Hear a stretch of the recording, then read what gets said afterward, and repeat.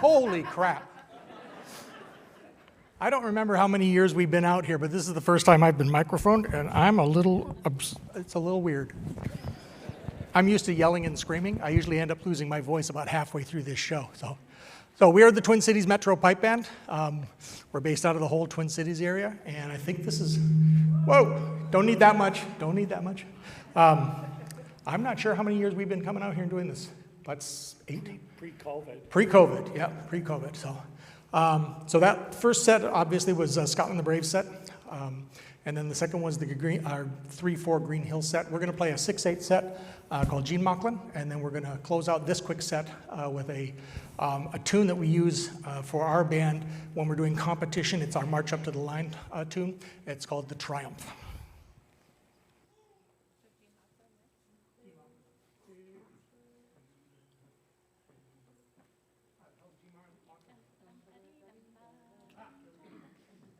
I never know how these go. They all start with E. So. Right? Right? Right?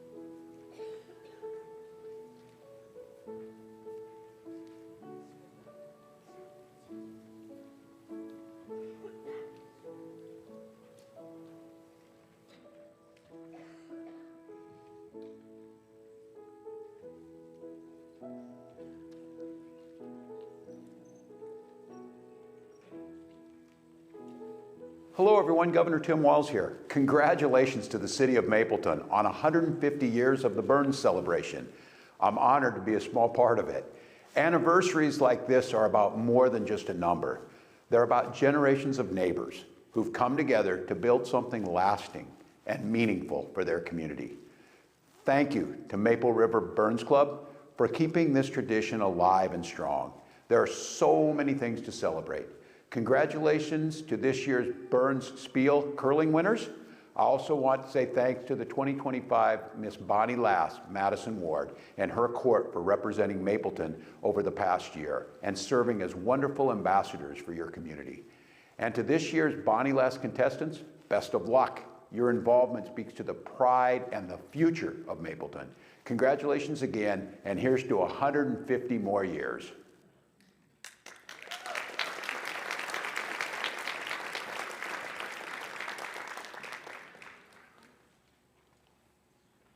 Good evening, and welcome to the 150th Burns Night celebration here in Mapleton. I'm honored you continue to celebrate my life. Wow, Bobby. Thanks for joining us tonight. That was great. Good evening, ladies and gentlemen. My name is Jeff Ennis, and I'm the proud mayor of Mapleton, the curling capital of Minnesota. And welcome to the 150th Burns Night celebration. This is quite an event. We have a tremendous Burns Club board that puts countless hours into making this celebration available both in person and online. So if you'd like to watch it again, or you know someone who would like to watch it again, or watch it for the first time, just go to YouTube and stream Maple River Burns Club, and you'll find it. In fact, you'll find probably the last 5 to 6 years online. So thank you to all the many individuals who have helped coordinate this event so Mapleton can continue to celebrating its rich tradition. Tonight, we will crown the 61st Miss Bonnie Lass. So best of luck to all the contestants. You're becoming a part of a very special tradition in Mapleton. A special thank you to the past Bonnie Lass and winners and all the former Miss Bonnie Lass and courts that have traveled back to Mapleton to be part of this historic evening. So thank you for coming. Thank you to our wonderful Mayor, Jeff Ennis, for keeping the Scottish tradition alive in Mapleton. Your heart for the old ways honours us all. Slanty math. Thank you, Bobby. Thank you. For me, this weekend was a wonderful time to reflect on the great Scottish heritage that makes up so much of Mapleton's ancestry. What an accomplishment for us to keep this celebration alive. So I encourage everyone to stick around afterwards for the clan gathering. I know there was a pre, but now we have a clan gathering. Following the program and reconnect with some familiar faces, even if you can't quite remember their names. So I was wondering, I wonder what Bobby is looking forward to tonight. I'm looking forward to the sound of bagpipes, Highland dancing, the crowning of Miss Bonnie Lass, and of course my poetry. I agree, Bobby. I'm looking forward to the bagpipes, the poetry, the dancing, and all the fun stuff that goes with this. And we really especially like celebrating your birthday. As you may know, Bobby, you would have been 267 years old tomorrow. So, I was given a little clip about something they did way back in the day, and that was to sing happy birthday to Bobby. So, I join you to welcome you to sing happy birthday to Bobby.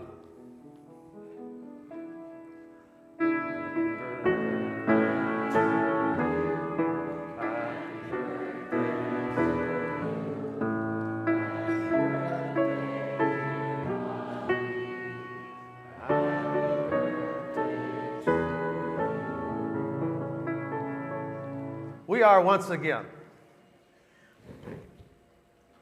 we have a veteran coming to the mic, helping us keep this Burns tradition alive, John Stevens. And he's joining us for the 20th. And he has said final, but we'll see. Time serving as master ceremonies for Burns Night. You know, growing up, Scottish heritage played an important role in his life. John and his sister Joy played drums, and his brother Jay played the bagpipes, and is still playing today. Did you spot him? Did you find him? Yeah. So John is married to his wife Chris, and they have 2 grown children, Andrew and David. And he currently serves as a senior managing director. So thank you, John, for agreeing to be Master of Ceremonies. So let's give it up one more time for John Stevens. Thanks. Oh, just wait, by the way, John, as a token of our appreciation from the Maple River Burns Club, we want to present you with this custom-made Davidson tartan blanket. It's going to match, it's going to match. Commemorating the 150th anniversary, and thanks for serving as MC for all those years.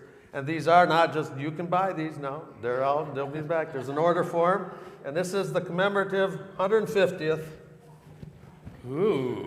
Burns blanket. And, I'm a salesman now, right? You can actually, the order form, you can get it in any tartan you want.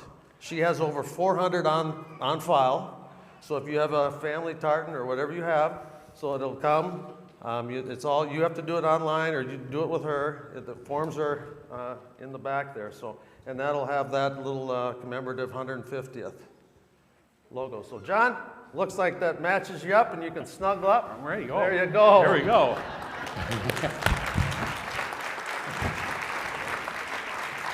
Thank you. Thanks so much. All right, here we go. 150. Woo! Congratulations, Mapleton. Feel proud of yourselves. Here, you had a great dinner last night. We're going to have fun tonight. I normally start this, you know, the beginning of the program for me has always been kind of interesting how to get through it. Sometimes I talk about the history of the Burns Club, but you have 2 pages of a very small print in your program, covers all of that. I'm not going to talk about any of that, right? A lot of times I talk about Robert Burns, but man, he's been on the screen, so I'm not talking about him either. But I am going to think a little bit back on my time here on the stage and just putting 150 years in perspective, and I got reminiscing. I go, wow, I performed at the 100th anniversary in 1976. And I got thinking, who else? So there are 3 people who performed in 1976 who are performing tonight, 50 years later. My dear brother, Jay, Jeff Annis, who is the drummer with me, and myself. Now, in addition to that, we just happened to be still standing and able to get back on the stage. But there were many, many others I know in the audience who were at that celebration in 1976. And a lot of them were in the Cantmore Kilties, and a lot of them are here tonight. So I know it's dark out there and light up here, but if all the Cantmore Kilties who are here today would just either raise your hands, recognize yourselves, stand up. Let's see, the Cantmore Kilties.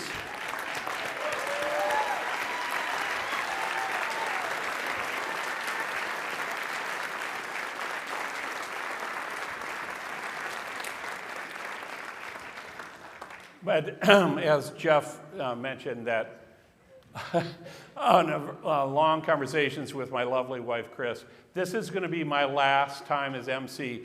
I think all seasons have an end, and tonight's the end for me. Doing this particular role, I've had a blast doing it 20 times over the last, I think, 26, 27 years. But I did think about some things that I got to do when I was MC, and one was I got to do the last one in the old gym. I thought that was cool. And I got to do the first one on this great stage. I thought that was cool for me. The weirdest one, undoubtedly, the pandemic year of 21. I think it was 21. So it was in the old gym, first time we broadcast, and I got there and I was the only live performer. Everything else was taped and dubbed, and we put it on YouTube I didn't even leave the stage. I just stood out there, like when they played I was the only one not wearing a mask.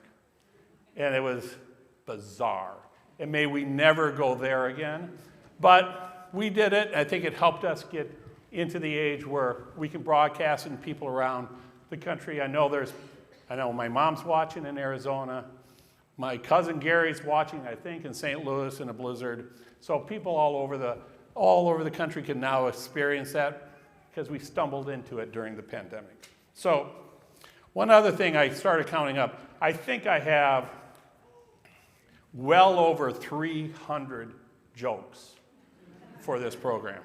I have a stack of jokes. And, some of them are pretty funny, I think. Some of them are kind of, kind of make you want to groan. And some of them are awful. But tonight, they're all going to be killer jokes. You're all going to laugh. And if not, I'll just crumple them up and throw them at you. But so with that, let's have some fun and jump into it. So, we ready to go? So, excuse me. I do like to tell a couple of stories. And the first one's my brother-in-law, Jim, is sitting right here in front. I think the second time he's ever been here. And he told me this story. And if you ever meet him, he's got a crew cut. So he was a math teacher. And so he could be pretty intimidating. So he has this group of freshmen, kids sitting in class. And he comes in and he likes to put a little scare in and goes, okay, I want to start off, any idiot, smart aleck kids in this class, stand up. I want to know who you are right now. And they're all looking at this. And he's like strutting around. And finally, the smallest kid in the class stands up. And Jim goes, oh, so you're an idiot, smart aleck little kid, huh? Well, thanks for telling me. And he goes, I'm not. But I was just feeling so bad that you were standing there all by yourself. Of course, I couldn't leave my sister out. She's sitting right here. So she had traveled to New York a couple of years ago, and she's in a cab, and she taps the cabbie on the shoulder because she wants to tell him something, and he jumps. He said, never do that again. You about scared the living daylights out of me. What are you doing? Never do that again. And Joy goes, what are you talking about? I was just tapping on his shoulder to tell you something. And the cabbie kind of calms down. He goes, okay. Because you have to understand it's probably on me, not you, because this is my first day as a taxi driver. I've been driving a funeral home van for 25 years.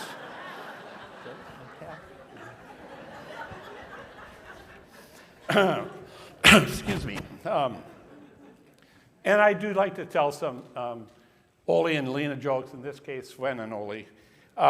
And Sven and Ole were out there looking for a job, so they both went and were interviewing at a trucking company. And so the interviewer goes, okay, Sven, I'm going to give you a test. So he goes, Ole's sleeping in the back. You're on the top of a mountain coming down, and your brakes go out. So what do you do? And Sven goes, I wake up Ole. And the guy goes, you wake up Ole? Why? He goes, well, Ole's never seen an accident before. He's got to wake up to see the accident? Come on, this is going to be a long night. Well, poor Sven and Ole, maybe they did have an accident, and they died, and they went to hell. I mean, they were kind of drunk as skunks, you know what I mean? And they get down to hell, and so the devil's like, oh, good, I got these two. So he cranks up the heat. And they're just like, they're dancing around, they're feeling pretty good. And the devil goes, what's up with you two? And they go, well, we're from Minnesota. It's pretty cold out there. We like the heat. It feels pretty good here. And so the devil gets mad. He goes, cranks it way up, hotter than ever. And he goes back in. Now they stripped down a little bit.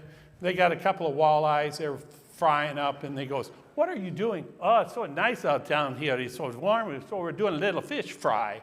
And they go, so the devil goes, I'll get them. And he turns the temperature way down to 60 below.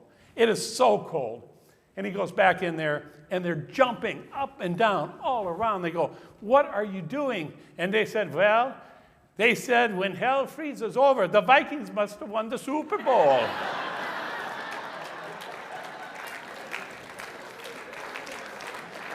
That one. Okay, are we ready for our dancers? Okay, the first dance is the pas de base, which is the first dance that all these young dancers learn. And so it's halfway between a step and a leap, and it's the first step of the sword dance, pas de base.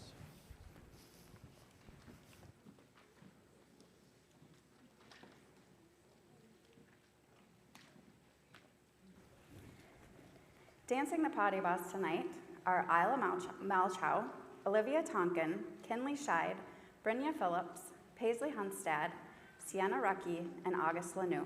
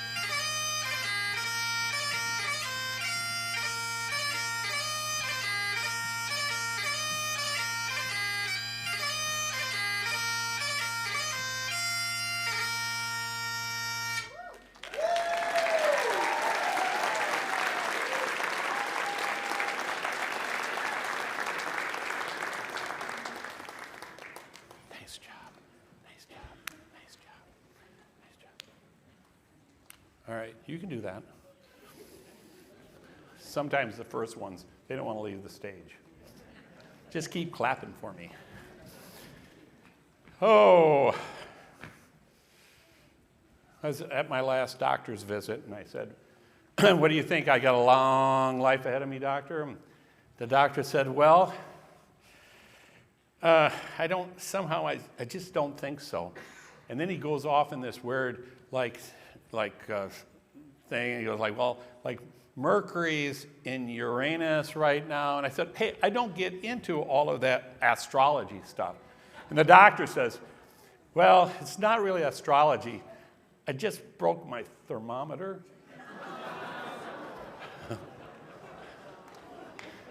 You like that one, Lauren? Huh? I got 12 more to go. All right, next up we have the Highland Fling four-step.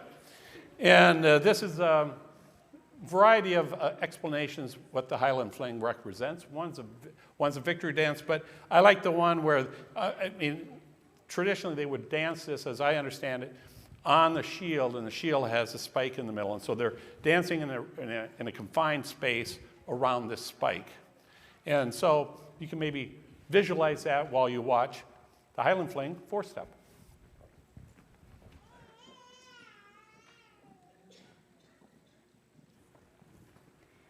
Dancing the Highland Fling four-step is Rowan Sorey, Elliot Malchow, Sisseton Rucky, Bryn Nino, and Ethan Feldman.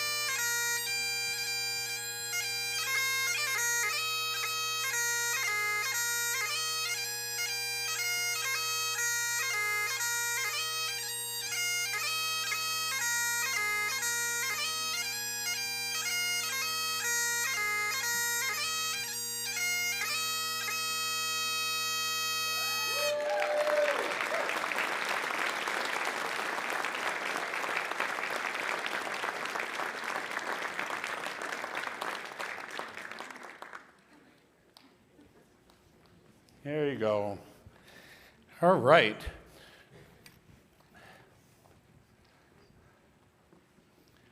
Now we are going to have our queen contestants come on stage and introduce themselves.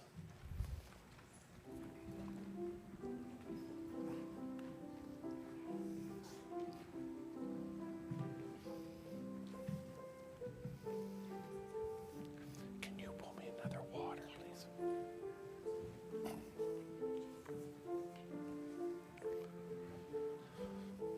Thank you.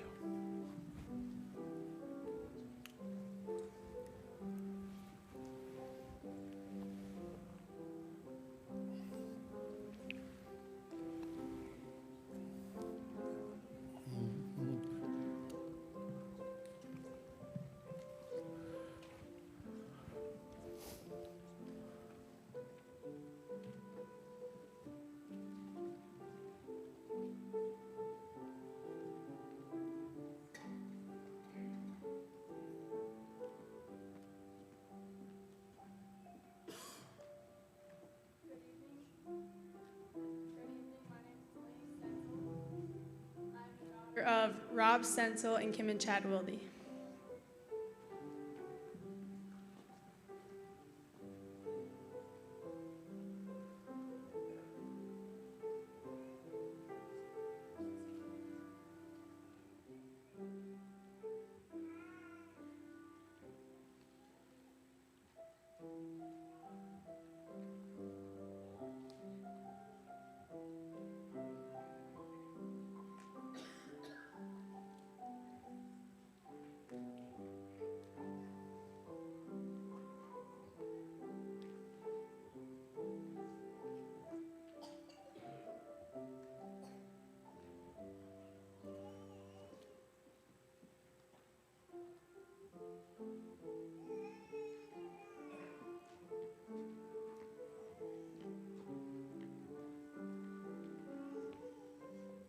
Hello, everyone. My name is Rebecca Walters. I'm the daughter of Mike and Michelle Walters.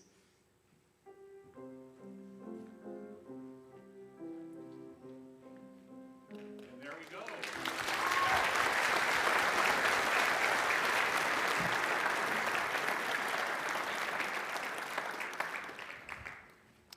Like the dancers, you can leave now. Good luck. I think everybody just wants to be standing up here tonight, like looking at you guys. Though I can say I can't see you. So there were these two crows out in the field, and they were looking down. They thought they saw a man out in the field, and they said, well, is it a man or is it a scarecrow? So they got a little closer, and the one crow is looking down and goes, pretty sure it's a scarecrow. The other crow, are you sure? How do you know? They're like, look at the hands, no cell phone. Pretty true, though. Pretty true. If you're me, I got two of them. So next up, we have the Dusty Miller, which is one of the national dances of Scotland, the Dusty Miller.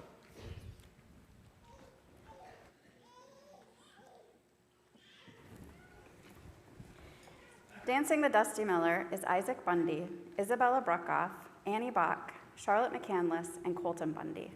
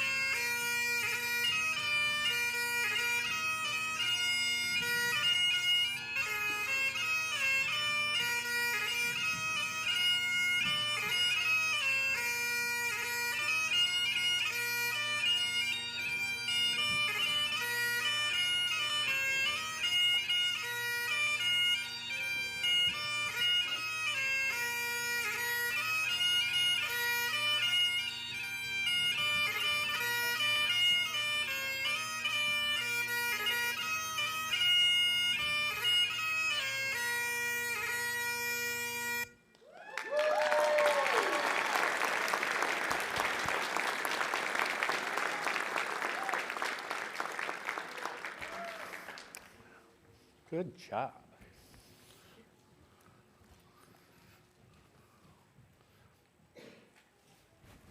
I don't know. There was this very successful New York art collector who was talking to his lawyer one day, and the lawyer says, well, I got good news and bad news. And the art collector is very rich, says, give me the good news first. He goes, well, I got a call from your wife that she had purchased 2 pictures for $5,000, and she now thinks that they're worth $10 to $20 million. And the art collector goes, that is fantastic news. He goes, the lawyer goes, yes, I went over there and checked them myself, and I think she's probably right. So the art collector goes, well, what's the bad news? He goes, well, the pictures are of you and your secretary.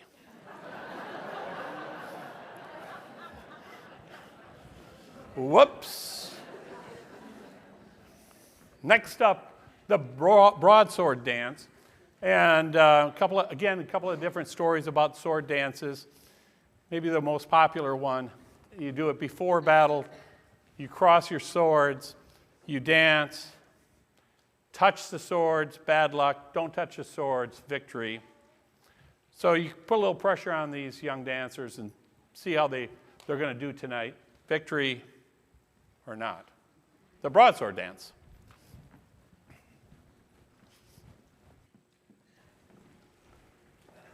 Dancing the broadsword are Megan Mogley, Autumn Gall, Ami Yeager, and Izzy Ward.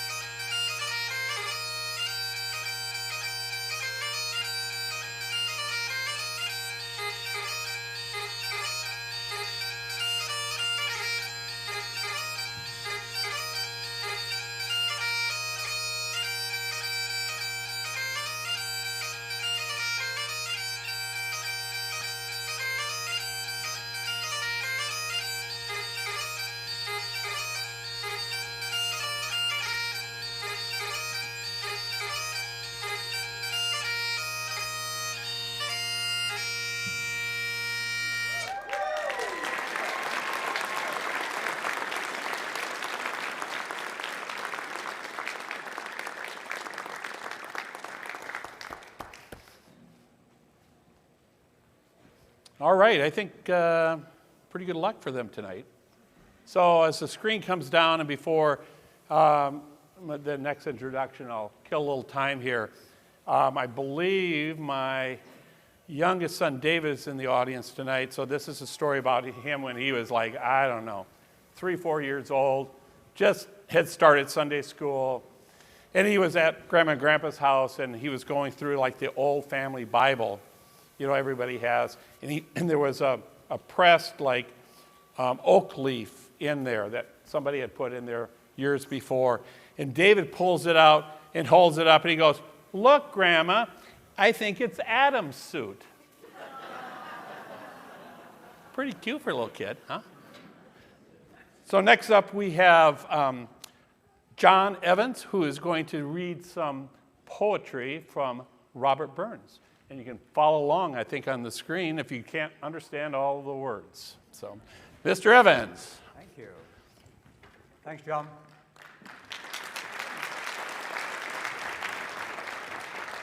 So, good evening, everybody.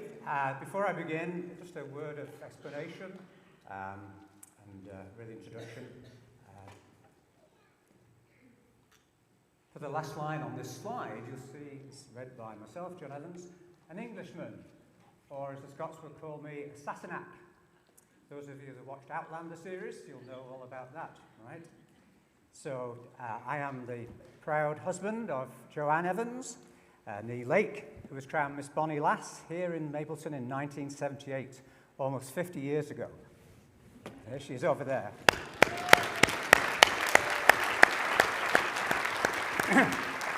And if you've not detected it already, I am English. I was born in Manchester, which is some 130 miles south of the Scottish border. So yes, the organisers of this event have invited a Sassenach to read the poetry of Robert Burns, a true Scot, on this momentous occasion celebrating 150 years in Mapleton. I don't know about you, but I often have trouble understanding the Scottish accent and certainly some of the old Scottish words used by Burns. So I thought I'd help us all understand what a couple of the poems mean and represent by first reading Burns' original verse and then the modern translation of that. From his many works, I've chosen perhaps the most well-known one, Auld Lang Syne, which we'll all sing later tonight as we end the evening. And also the Birks of Aberfeldy, which is a favourite place of my wife, daughter and myself. So the first one, Auld Lang Syne. As I say, I think we all know this one, but it's worth just looking to see what it actually means that we're singing when we sing this. Of course, it's celebrated and sung throughout the world these days, particularly on New Year's Eve, or as the Scots would say, Hogmanay. So if we read the first verse, yes, we all know that, I think, should old acquaintance be forgot and never brought to mind? Should old acquaintance be forgot and days of Auld Lang Syne? So what does that actually mean in modern translation? Well, should old acquaintances be forgot and never brought about and never thought about? Should old acquaintances be forgot and for times gone by? So don't forget the past. Don't forget your friends in the past. And the chorus, of course. And for Auld Lang Syne, my dear, for Auld Lang Syne, we'll tack a cup o' kindness yet for Auld Lang Syne. And the modern translation of that, and for times gone by, my sweetheart, for times gone by, we will raise a glass in friendship for times gone by. And then one more verse, a little bit more difficult. And there's a hand, my trusty fear, and gi's a hand o' thine, and we'll tack a right good willy wat for Auld Lang Syne. A little bit more difficult to understand maybe, huh? So that means, and let's shake hands, my trusted friend, so give me your hand and we'll share a goodwill drink for times gone by. So when you sing that later tonight and link arms, you know hopefully a little bit better about what you're actually singing and saying to each other. And then the second one I chose was the Birks of Aberfeldy. So the Birks simply means birch. So it's the birch trees of Aberfeldy. And Aberfeldy is a small village about 75 miles north of Edinburgh.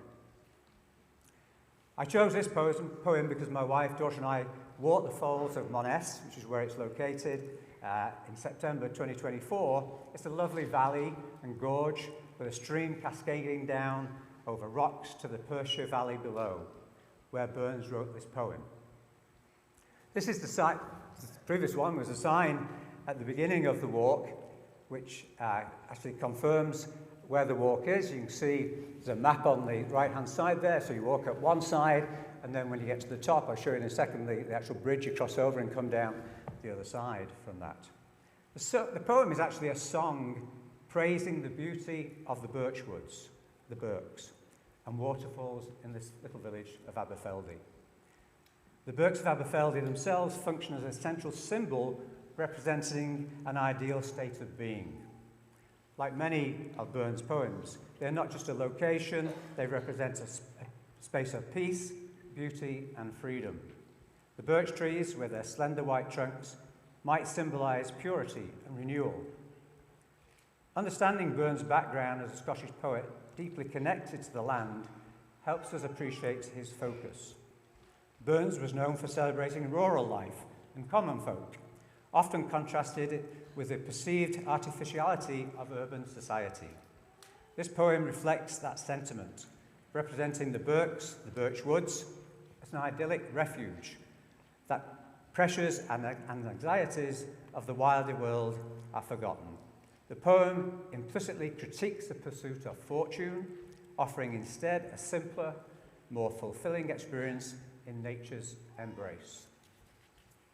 So there's the picture of the actual birch trees that you walk through as you're going up the gorge in the valley of Moness. Not very different to birch trees in Minnesota, I guess. But here's the falls at the top of the walk, and the bridge is right at the top there where you get up to the top and come down the other side. And it's quite a trek. It's probably a couple of miles up and down here, but it really is a beautiful place. For those of you who are whiskey lovers, it's also the home of Dewar's Whiskey Distillery, is Aberfeldy. So you can have a drink when you get back down again. And this next one is actually where Burns is purported to have been inspired to write this poem. The seat overlooks the gorge and where that river and stream were coming down. So this is where Burns was inspired to write this poem. So the poem itself, let's have a look at that. And again, the way it's written, the way he wrote it, first of all. So, I need my glasses for this one. Let's see there. So the Burns original of his first verse. Now summer blinks on flowery braes, and all the crystal streamlets plays. Come, let us spend the lightsome days in the birks of Aberfeldy. And the modern translation of that is, now summer shines on flowery hillsides, and over the reflective streams cascade. Come, let us spend the carefree days in the birches of Aberfeldy. The chorus, I think many of us may well know this. Bonny lassie, will you go, will you go, will you go? Bonny lassie, will you go to the birks of Aberfeldy? The modern translation of that is, lovely girl, will you go? Will you go, will you go? Lovely girl, will you go to the birches of Aberfeldy? And then another verse, which gets a little bit more difficult in the old Scots. The braes descend like lofty wars, the foaming stream, deep roaring, fars, o'erhung with fragrant spreading woods, the birks of Aberfeldy. And what he's trying to say is the hillsides rise like high walls, the foaming stream, deep roaring falls, overhung with fragrant spreading trees, the birches of Aberfeldy. One last one. There's lots more verses, but one last one here. Again, it's a little bit more difficult. Still, let fortune's gifts at random flee, they ne'er shall draw a wish frae me. Supremely blessed with love and thee in the birks of Aberfeldy. Now, this is really quite meaningful and really talks to Burns and his style and what he was all about. Material gifts mean nothing to me, for I shall never wish for them. I am deeply blessed with love for you in the birches of Aberfeldy.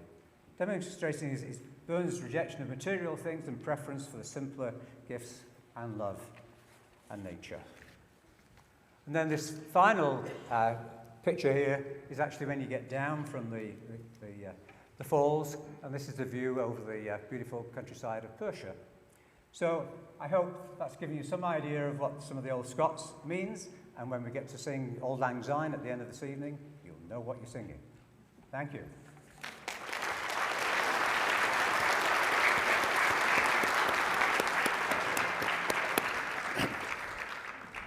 All right, I believe the next thing up is something called Queen Features in the program, which we started again 4, 5, 6 years ago, getting videos of former Miss Bonnie Lasses on 10-year increments back from this year. So this is the sixes, so to speak.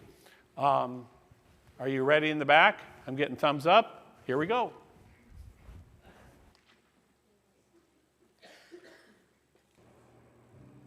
Hi everyone, my name is Emily Moore, formerly Emily Carlton, and I was crowned Miss Bonnie Lass back in 2016. Over the last 10 years, I attended and graduated from the University of Minnesota Duluth with my Master's of Social Work and later received my LICSW. I currently live in Fargo, North Dakota with my husband Josh, who's also from Mapleton, and I work as a mental health clinician at a private practice here in Fargo, working with children and young adults. Looking back, some of my favorite memories from the Miss Bonnie Lass years was getting to connect more with Mapleton community and having the opportunity to represent our town across southern Minnesota. I think even the local events were probably my favorite looking back, being involved in local activities such as Snowflake Dazzle, volunteering, Town and Country Days was really fun, and just spending that year bonding with my court. Like, that was such a unique experience that you don't often get in high school. To this year's contestants, I just can't believe it's been 10 years since I was crowned and went through the process myself. And so I would say my biggest piece of advice is just to truly be yourself and enjoy every part of this experience. It's such a fun and unique opportunity, and as you move on to your next adventure, wherever you are headed, possibly outside of Mapleton, you may not fully realize just how special this tradition and community really is.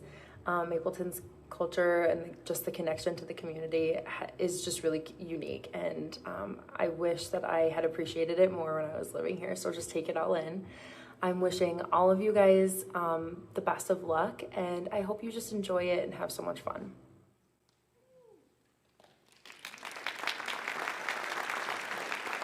Good evening. My name is Chelsea Carey Hunstead, and 20 years ago, I had the honor of being crowned Miss Bonnie Lass and Miss Congeniality 2006.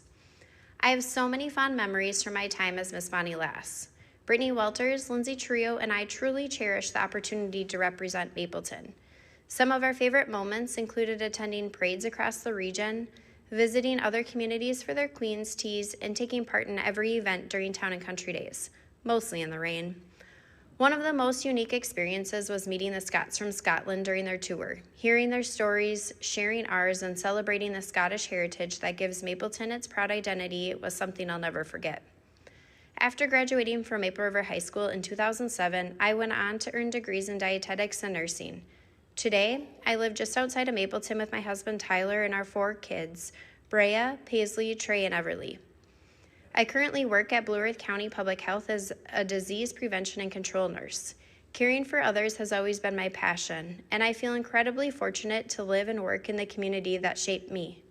There's something truly meaningful about giving back to the place you call home. To tonight's contestants, I wish you the very best of luck. No matter the outcome, remember that this experience will stay with you for years to come. The friendships you form, the confidence you gain, and the memories you create will be what carry you forward. And always remember, you come from a supportive, strong community that believes in you. Mapleton is a place rooted in tradition, pride, and kindness, and it will always be your home, no matter where life's adventures take you.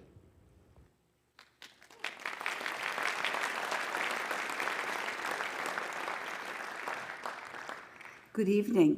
I'm Shirley Dobie Swanholm, and I'm very happy to be here to participate with you in the 150th celebration of the Robert Burns Night.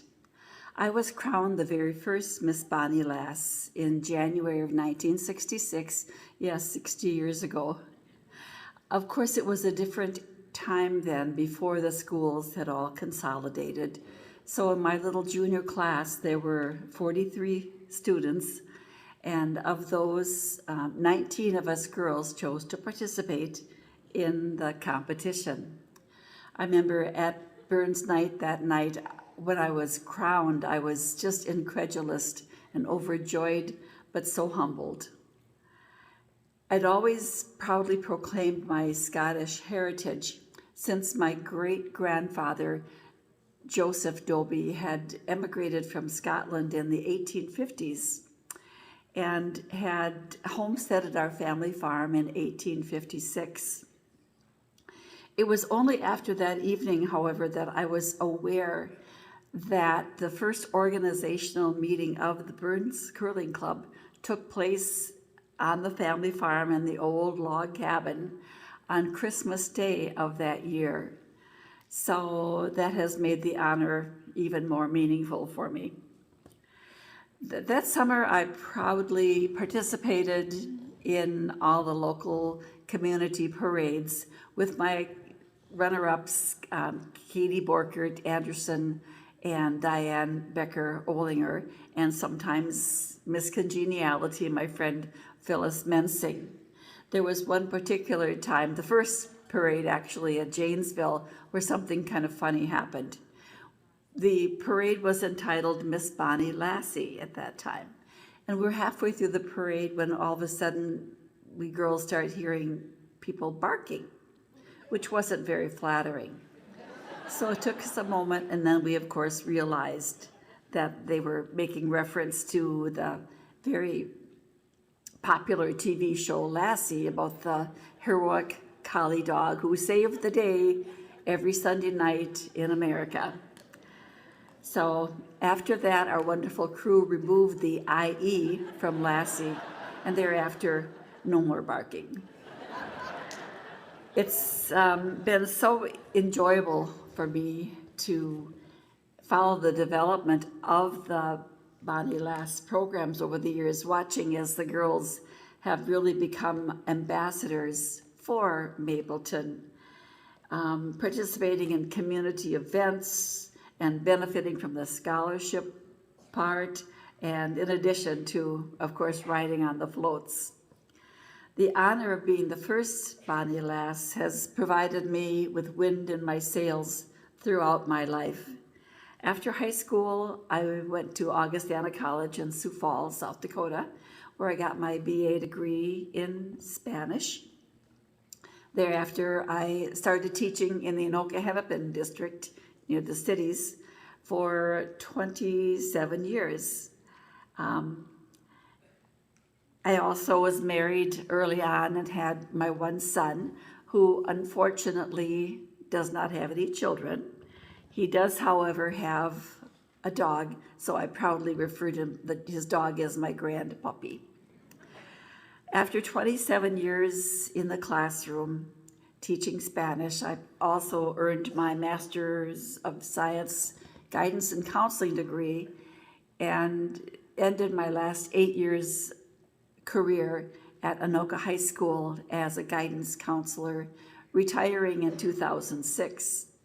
And I have been living in Champlin for at least the last 25 years. Tonight, I wish all of the contestants the best of luck in this competition and in whatever else you encounter in your lives. Thank you so much to all of the hardworking committee members who have been creating so many opportunities and memories for so many people over the years. Thank you so much, and good evening.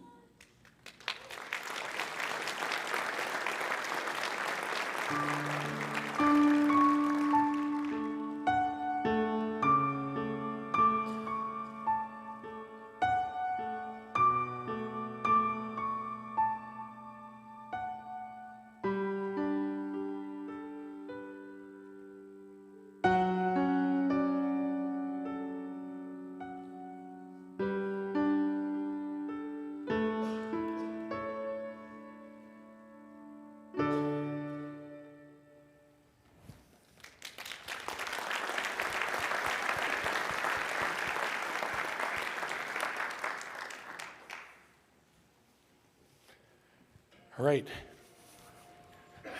Sorry, the last picture got to me because Pam was a good friend of ours. So anyway, sorry. Can you turn up the lights again? I want to, any other former Miss Bonnie Lass or court members in the audience, if you would like to stand or be recognized. I know there's at least one, two.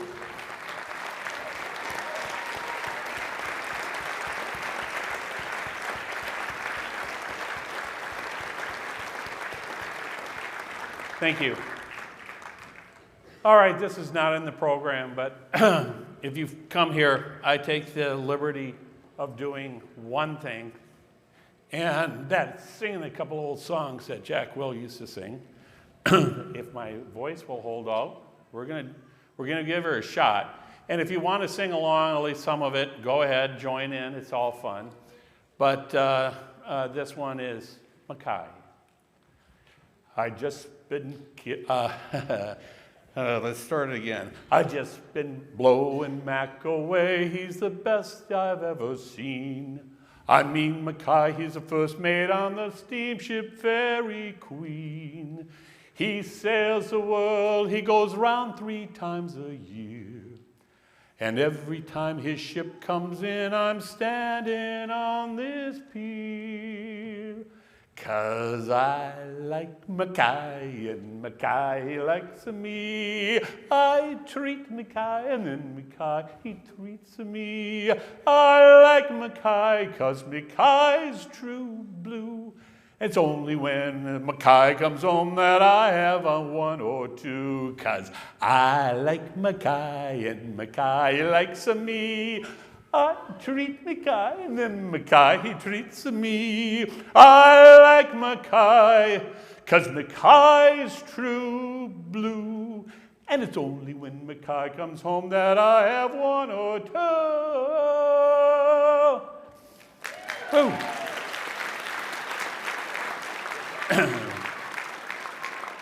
A lot of people say the kilt is not the thing to wear. In fact, they say the kilt is out of date. But I've got certain reasons why I'm wearing mine, and so I'll tell you if you only care to wait. I used to wear a pair of breeches before I met me wife, but after we've been wed a week or 3, I sold my trousers, bought this kilt. The reason was because, I'll tell you if you listen now to me, 'cause every night I used to hang me trousers up on the back of the bedroom door. I rue the day, I must have been a jay. I don't hang 'em up anymore. 'Cause every night my wife, she rambles through me butches while I was fast asleep beneath me quilt. And in the morning when I woke, I was always stony broke. And that's the reason why I wear the kilt. I never would have found her out, but one night I come home, I was feeling a little queer about me head. But soon I was in the land of dream, and then I wake at 2 to see her there standing up in bed. She says, "Shush, be quiet. There's burglars in the house. I'm searching through your pooches for a gun." I don't know if she were or not, but all I know is this: there was nothing in my pooches when she's done. 'Cause every night I used to hang me trousers up on the back of the bedroom door. I rue the day, I must have been a jay. I don't hang 'em up anymore. 'Cause every night my wife, she rambles through me butches while I was fast asleep beneath me quilt. And in the morning when I woke, I was always stony broke. And that's the reason why I wear the kilt.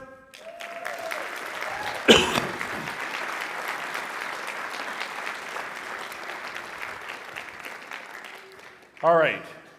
Highland, fling, sticks, 6 steps. Another story about the Highland Fling, ancient fertility dance. That's the Scots for you. Or, so raising hands, looking like a stag, which was an ancient sign of virility. So, kind of watch your hands, think it through. Something to think about. Highland Fling 6 steps. Here we go.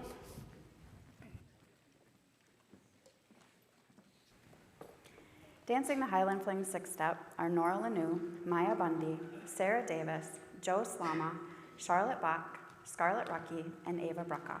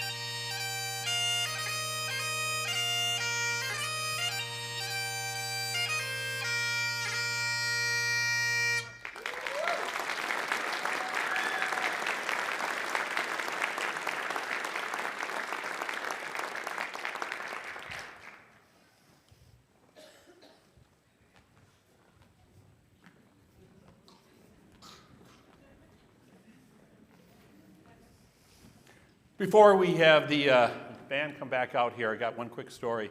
There was a guy out in the woods all by himself, and he turns around and there's this bear coming straight at him. And quite quickly he realizes he cannot outrun this bear. So he's like, what am I going to do? What am I going to do? He gets down on his knees, he looks to the skies and says, Lord, please, please, please make this bear a Christian bear and save my life, please. And the bear gets up on him, knocks him down on the ground, and sure enough, he was a Christian bear, and he gets down on his knees and he goes, Dear Lord, bless this food which I am about to receive. He liked that one. I like that. Well, let's welcome back the Twin Cities Metro Pipe Band for their second set.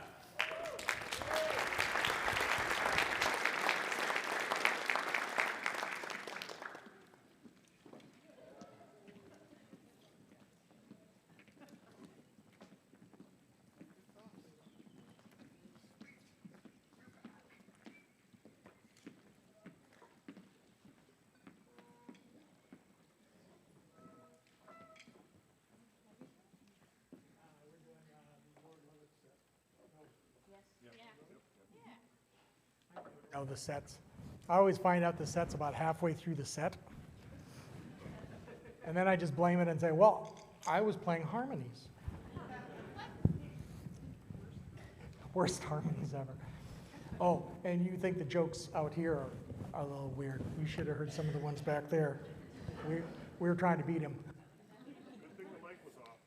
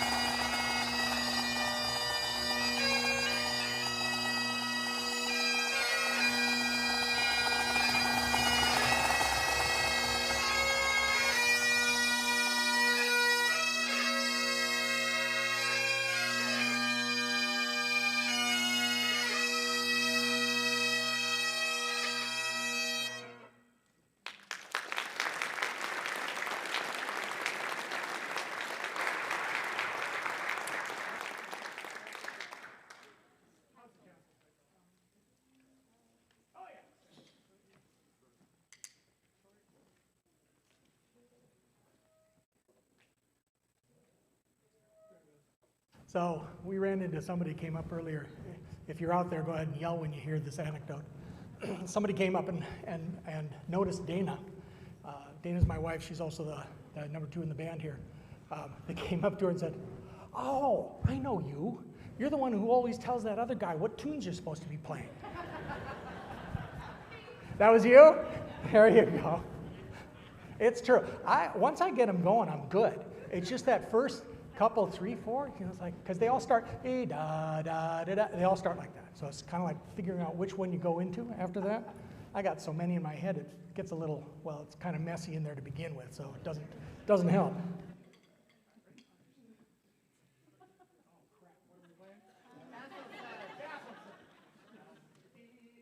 I'll get it. I swear I'll get it. Shorty. Right. Right. Right.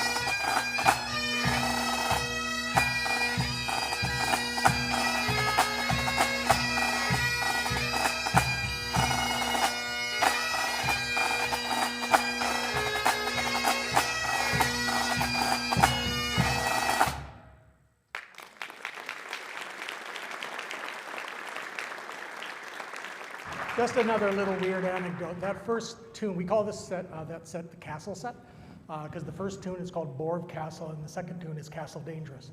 That first tune, Borv Castle, I have a music collection which is kind of absurdly huge. I've got books going back to the early 1830s, and that tune came out of a book from, I believe, 1864, and on the top of it, it was listed, the composer was listed as trad.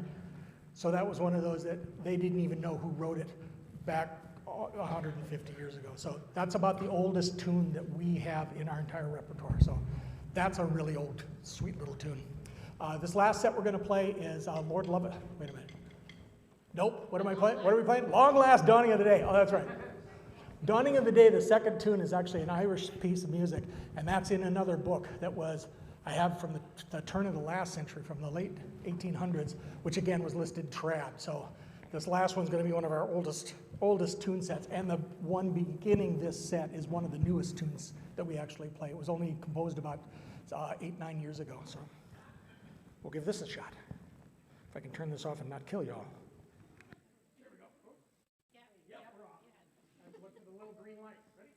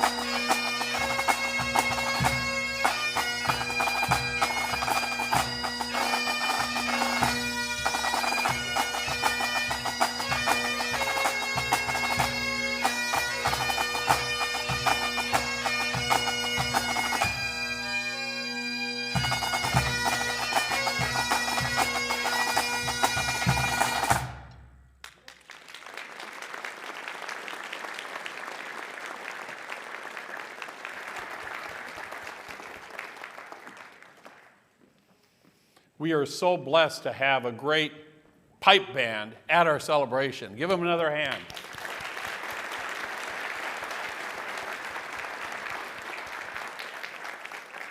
All right, before we get back to the dancing, hold on.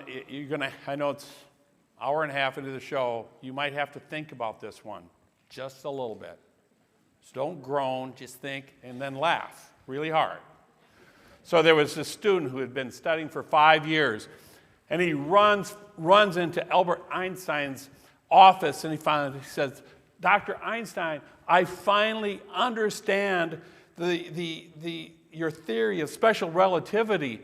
Einstein sits there, rolls his eyes, he goes, it's about time.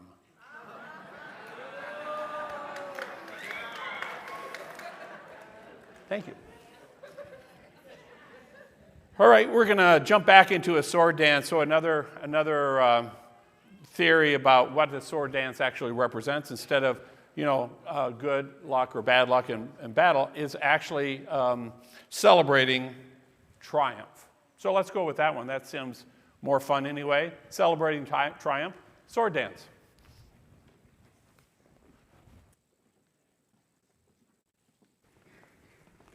Dancing the sword dance is Emerson Stock, Anna Davis, and Mackenzie Bruckoff.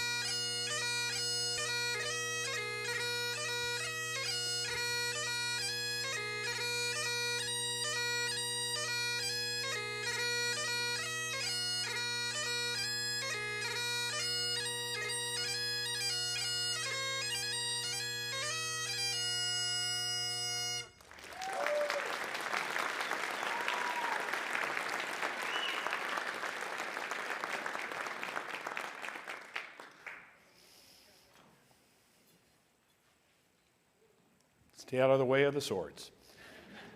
So Jeff Annis had an open position in the city works department, and this young person, his name was Gomer, and Jeff knew, he applied for the job, and Jeff knew this was going to be a pretty long shot. And so the interview starts off, and Jeff goes, so Gomer, what's 1 and 1? Gomer goes, 11. Jeff goes, not exactly what I was looking for, but I get it, okay. All right, how about tell me 2 days of the week that start with the letter T? And Gomer goes, today and tomorrow. And Jeff is just like getting exasperated. He goes, okay, who killed Abraham Lincoln? And Gomer goes, I don't know. And so Jeff said, well, why don't you go home, Gomer, and think that over? So Gomer heads over to the Muni, didn't go home. He went over to the Muni, he sits at the bar, and one of his buddies says, well, how'd the interview go? And Gomer says, great, I already have a murder case. All right. All right. All right. Now we're getting in, and the dances, we're getting in more of the dance. Later, the dances are a little more interesting, at least as you get into the Scottish dancing. And this is the Irish jig, which is a Scottish version of an Irish jig. And so there's a couple of different interpretations, but you can look for fists and flouncing and skirts, and because her husband's been out all night. That might be one story, but look around and see if you can get maybe some emotion out of here of the Irish jig.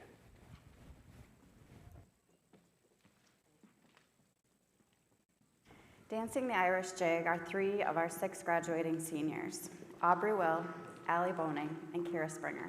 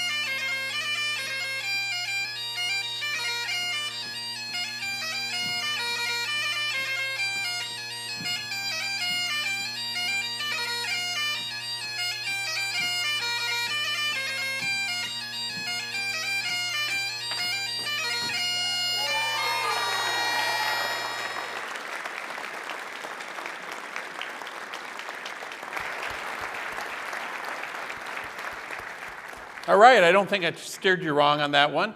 Next, we have our special entertainment tonight, the Fitzsimmons family singers. Welcome them onto the stage.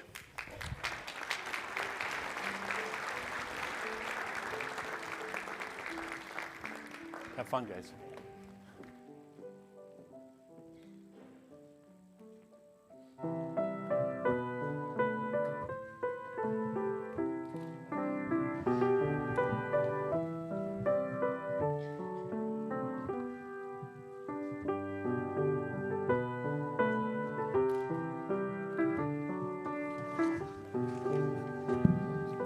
While we're getting set up, just a quick, we are all family. We're your friendly Irish cousins. So we're very excited to be here tonight. Some of us you may not know, Anna Fox is playing violin with us this year, so that's a special treat. And we also just want to wish Richard Fitzsimmons a happy birthday.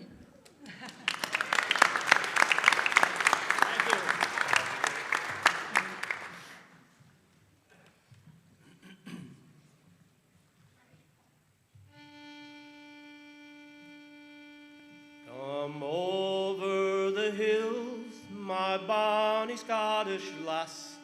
Come over the hill to your darling. You choose the road, love, and I'll make the vow. And I'll be your true love forever. Red is the rose that in yonder garden grows. Fair is the lily of the valley. Clear is the water that flows from the Boyne. But my love is fairer than any. 'Twas down by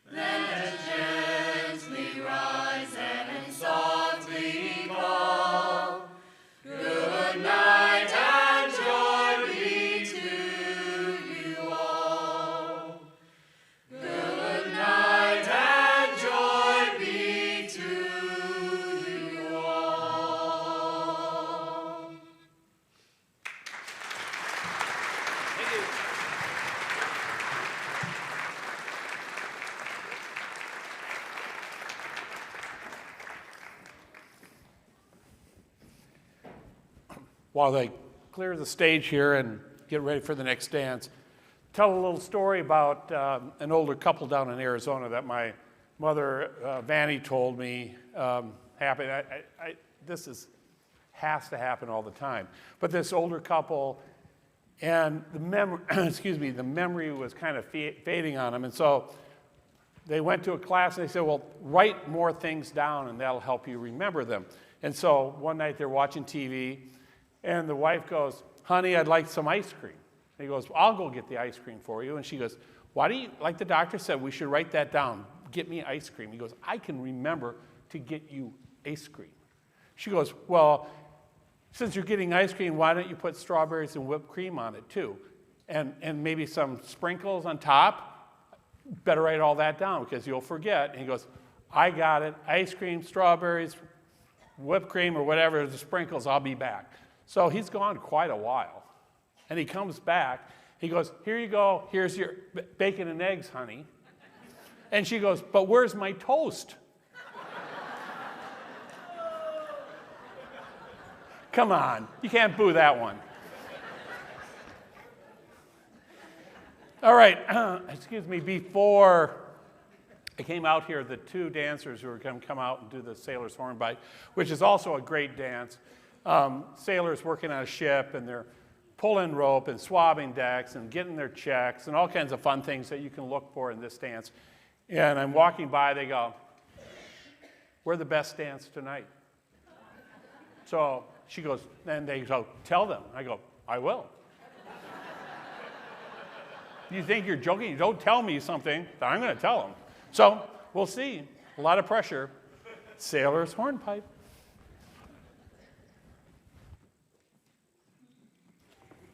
Dancing the sailor's hornpipe are ever humble Miss Bonnie Lass candidates, Delaney Stencil and Rebecca Walters.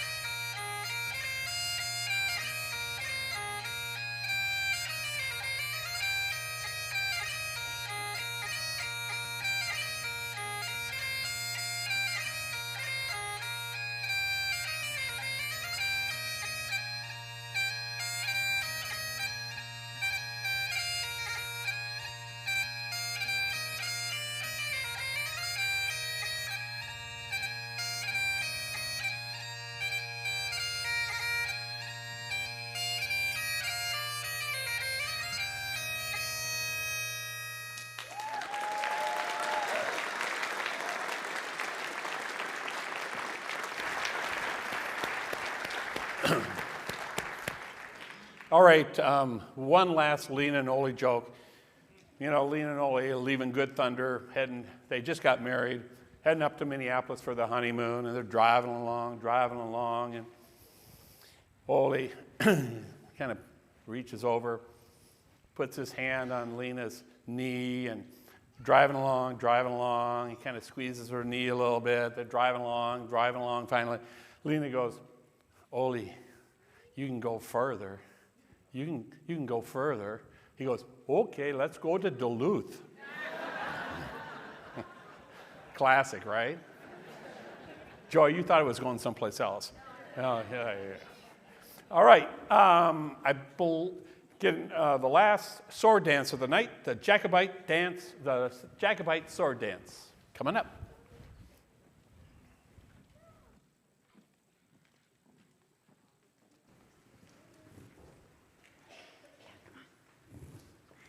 Dancing the Jacobite Sword Dance are Kate Davis, Kaya Wenner, Auden Yeager, Caitlin Mogley, Ami Yeager, Autumn Gall, Tabitha Barkowski, and Olivia McCandless.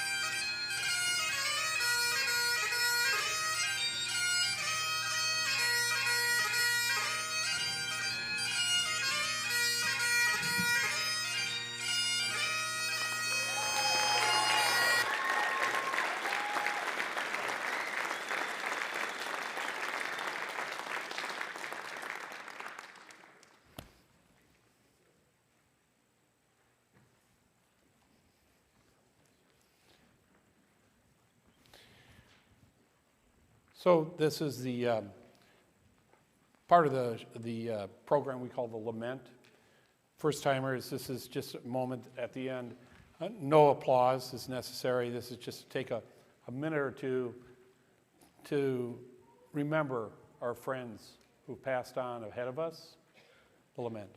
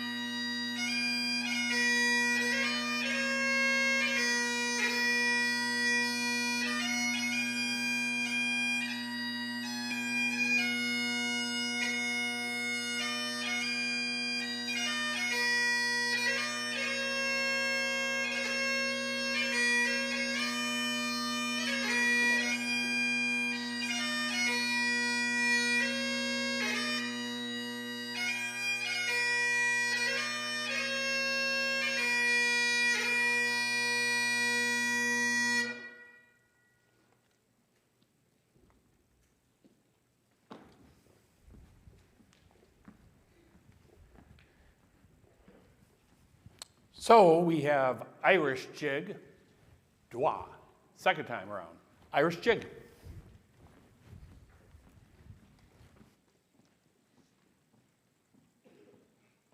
Dancing the Irish Jig is our second half of graduating seniors, Madison Ward, Olivia Sellers, and Macy Sorey.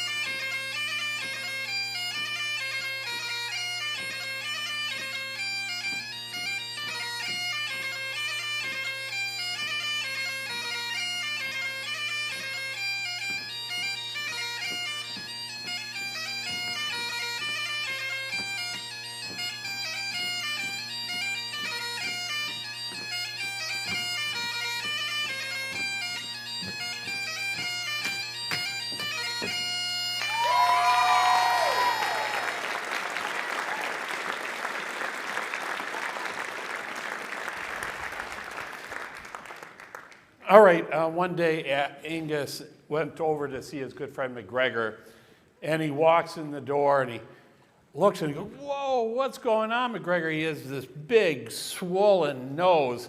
And McGregor goes, "Well, I smelled a brose." And Angus goes, "What do you mean a brose? There's no B in rose." McGregor goes, "There wasn't this one." It's getting the end. It's getting the end. We're almost over.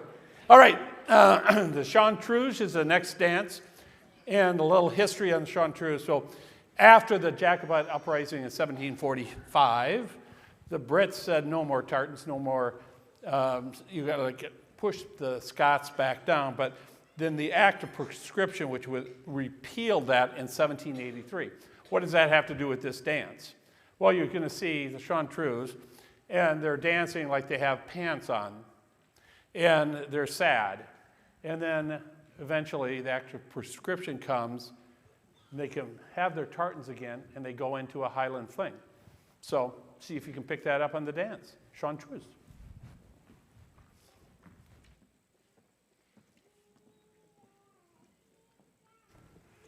Dancing the Chanteuse are Evelyn Langworthy, Adeline Beck, Hope Switzenberg, and Becca Feldman.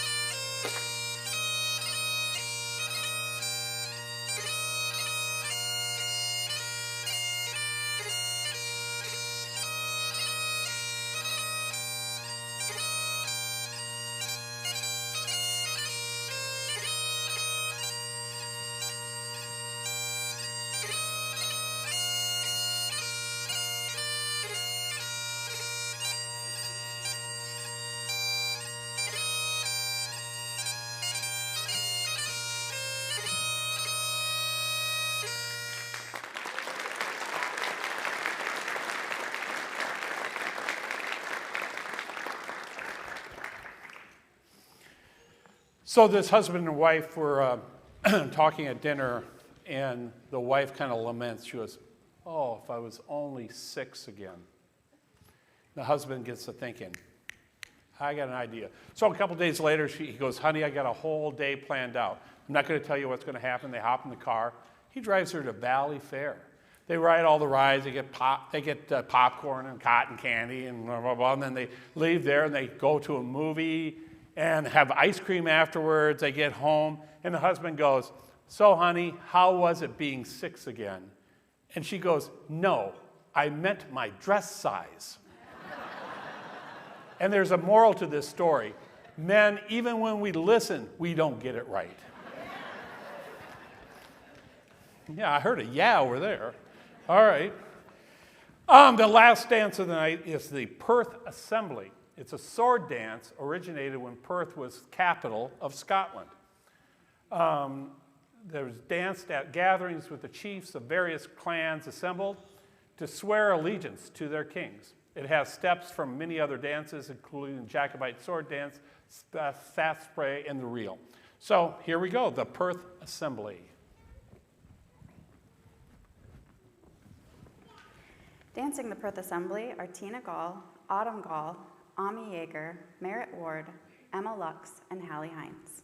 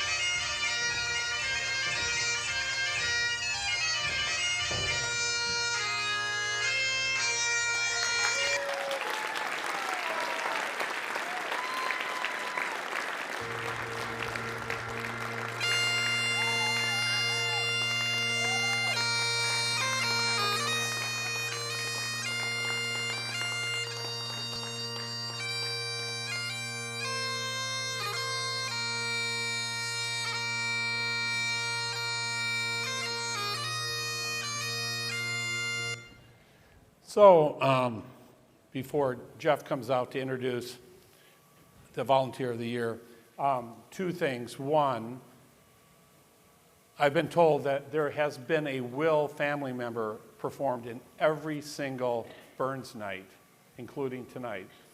What an achievement for the Will family, so shout out to them.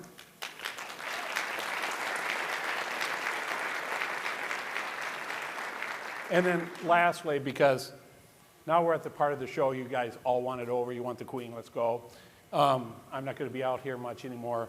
I just wanted to say one thing. It's been a privilege and an honor to MC this program quite a few times. And you've all made me feel welcome and warm, and thank you so much. I truly, I've cherished every moment being up on stage with you, and I hope I've made your journey a little bit of fun. So with that, thank you very much.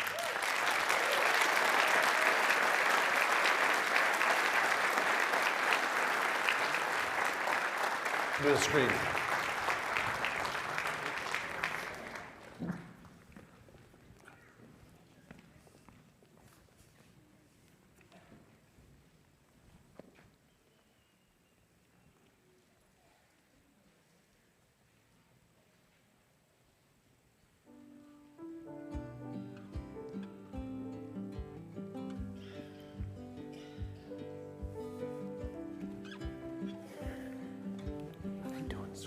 Yeah.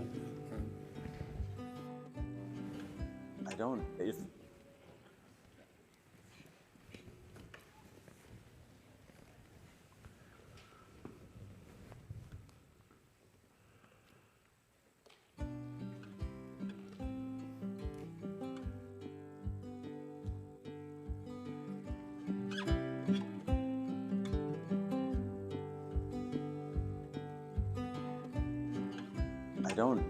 if there's anybody cynical to believe that a person can't make a difference, that one person can't make a difference, I hope they look at Larry Barrett, because the difference that he's made at the Heather Curling Club, Mapleton, Southern Minnesota, St. Paul, he was ice maker like in the 70s up in St. Paul, is it's hard to calculate, really. It's just so impressive how far-reaching it is. And we focus a lot on youth, which is rightfully so, because he loves teaching curling, and whether it's coaching a competitive team or a junior team, or whether it's after-school curling, just being present, Phi Ed curling, all that sort of stuff. It's just unbelievable the impact that he's had on our club. I'll start with what I think I know and then what I do know. What I think I know is that I always remember there were a couple banners in the Heather Curling Club that had like Kevin Johnson's name on it and like Jesse Gates, and then Larry was the coach. So I knew he had done some coaching in competitive curling, so that I always saw those on the wall, along with my uncle's name was up there as a state champion. And I knew he knew his stuff, right? And so I admired that. And of course, Larry was in the curling club what seemed like 24/7. Who else has that time commitment to do that, you know? So I think that's a really great thing, just introducing kids to the sport. Ever humble, Larry Barrett explained his role with the Heather Curling Club in Mapleton. I'm not on the board, but I go to board meetings. It's trying to keep the club alive. If there's a hole or a vacancy, I try to get involved, and I give my input to trying to figure out how we can make it better. Barrett also explained some of his many duties. Self-appointed duties. If there's bounce fields coming up, I usually talk to who's in charge to see how their numbers are. I hate having odd-numbered teams at the beginning of a bounce field, and many times I'll just put a team together. If that helps not make it odd, so be it. That helps the timing it makes things smoother. And the amount of time that he spends at the club? Don't ask my wife. During the season, I'm probably here most days. It doesn't mean I'm here every day. I get kids from school think I work or run the curling club. No, I'm here helping. And why does he give so much of his time? Maybe the instant response to learning, somebody that has never played, and how quickly you can get them into a game situation or being successful enough to play in a game. Having grown up around curling, being a volunteer came natural. So I would have been 4 years old when they built the building. And my dad was on the board, and he was here pretty frequently, being on top of what had to get done. As a kid, I probably started playing when I was 7. Just the frequency of being here, and you watch what your dad did, and he was exceptionally talented or blessed with the ability to ask anybody that had never played before, would you like to try? So that's in me. So what was Larry's response to winning this award? It's kind of awesome. Openly, I don't have internet, and the day of the award, my son had a telephone, and he says, you might want to see this. And he scrolled, and I read, I was up for Volunteer of the Year award or something. And then below that was the comments from people that had read this, and they're people from St. Paul, they're people from Duluth, Wisconsin, the curling world, and all those people and their friendship all comes back to me.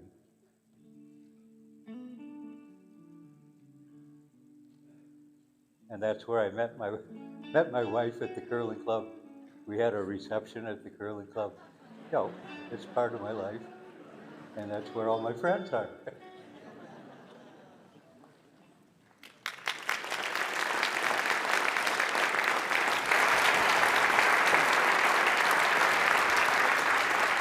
So as Larry's coming up, I'll change hats, but I'll keep the same kilt. Serving on the U.S. board, it gives me great honor. And so on behalf of the CEO of Curling, Dean Gemmel, our board, the 20,000 plus curlers across the country, and more importantly, the Heather Curling Club, I want to say congratulations, Larry.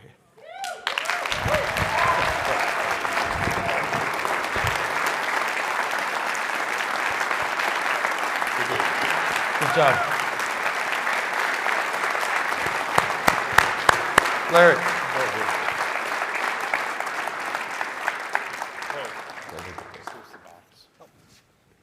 I'm going to change another hat, but keep the same kilt again. The guy up there and this is the only reason I'm doing it, is because he up there is way more important than me down here, and that's Eric Mogley. Eric does all this tech stuff, and he's going to be the one that's online and edits the videos and does all that. So I get the pleasure of announcing the curling awards for the 2026 Burns Club. So in winning the third event was the coming rink, which is Terry Doby, Sam Ziegler, Dennis Gardner, and Randy Cumming.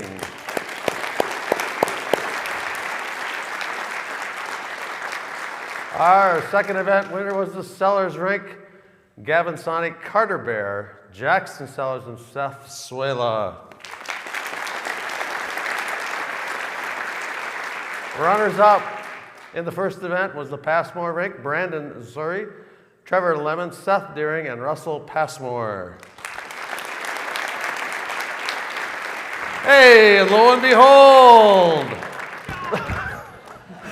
winning this year was my squad, Jeff Annis and my son Adam, my brother Steve, and my good friend Tim Kennedy. Again, thank you. Again, just one last little thing on Larry. There's actually a little bit longer version, and all that will be posted on all the websites. I'm sure the Burns Club website and the Curling Club website. And we're having a bonspiel here in a few weeks in honor of Larry. The men's spiel will be in honor of Larry. So if you're around, it's Valentine's weekend. What else are we doing, Larry, but curling? Come on down and say hi to Larry. And we have a scrapbook and a shrine growing at the Curling Club, so come on down. Thank you. Hey, congrats. Thanks.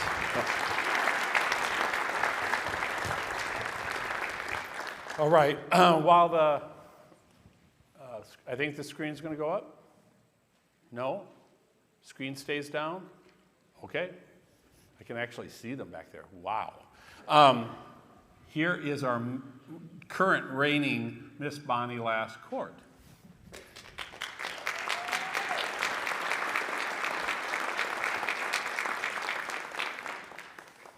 Good evening, everyone, and thank you for coming to the 150th Burns Night celebration.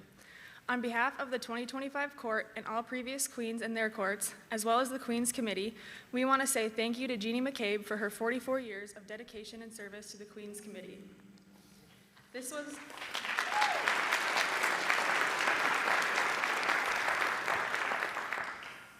her last official year on the committee, but she will still be involved in the Burns Club. We thank you for all that you've done.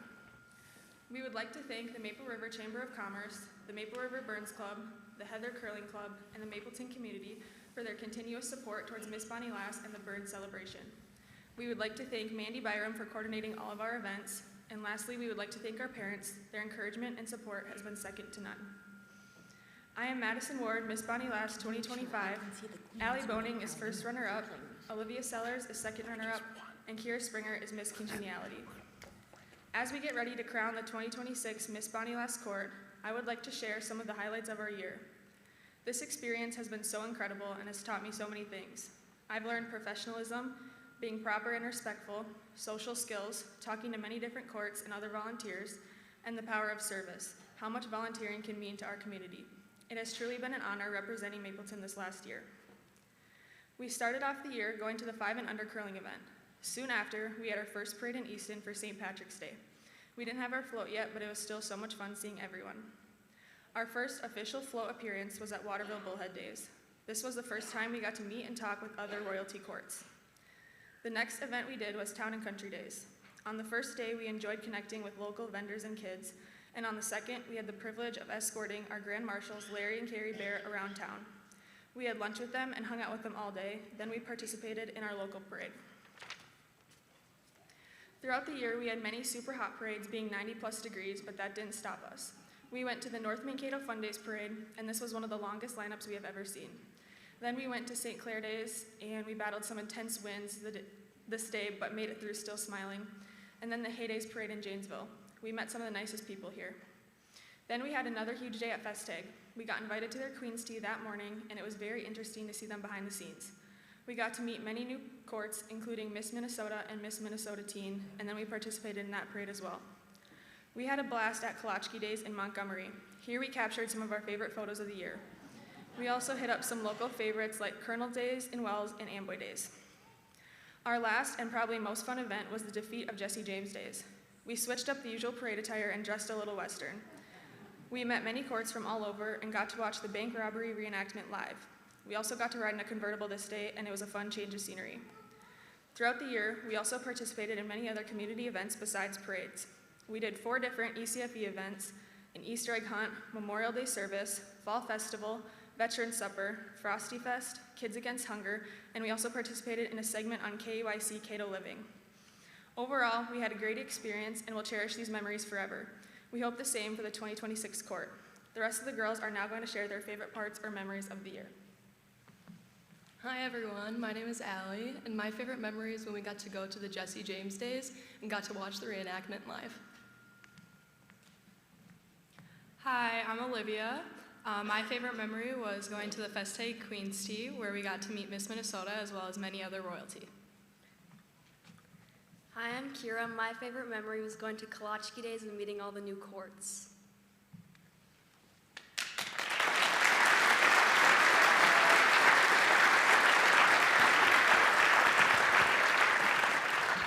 All right, we're at that time of the program, so my judges. All right, they're right here in front. They're being very quiet. They're like this. It's over now. And so I'll take the one on the top. So can we have our two Miss Bonnie Lass contestants come on stage? Just to let the audience know, we are going to crown Miss Bonnie Lass directly. And of course, the other one will be first runner-up. So that's how we will do this.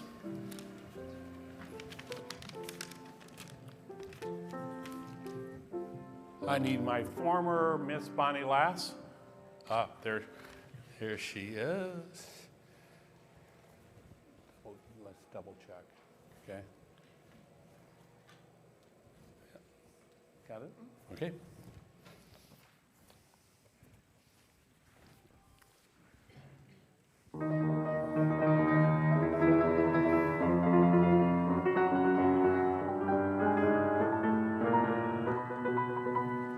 Yaneli Stencil.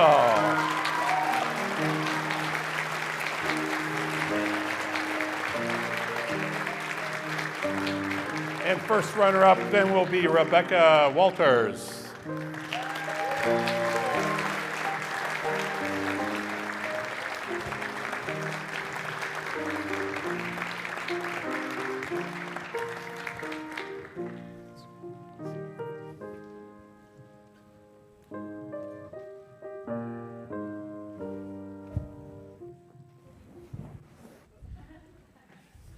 Good evening. I'd like to thank the Maple River Chamber of Commerce, the Maple River Burns Club, and the Heather Curling Club. I'd also like to thank the Queens Committee for all that they've done and the amazing tea that we had this morning. Lastly, I'd like to thank my parents for their continuous support throughout the years and putting me into Scottish dance. Thanks for coming tonight.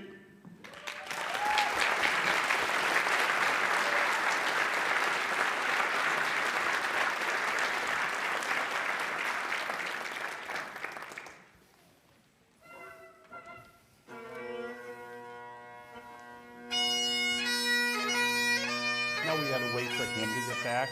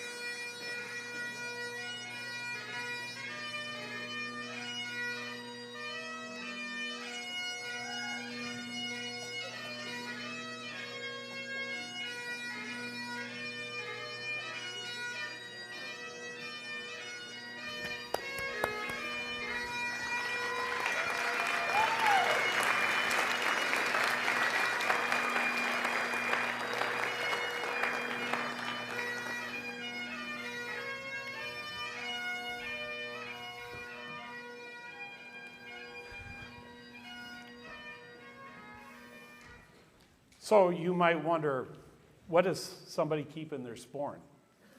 I keep extra jokes.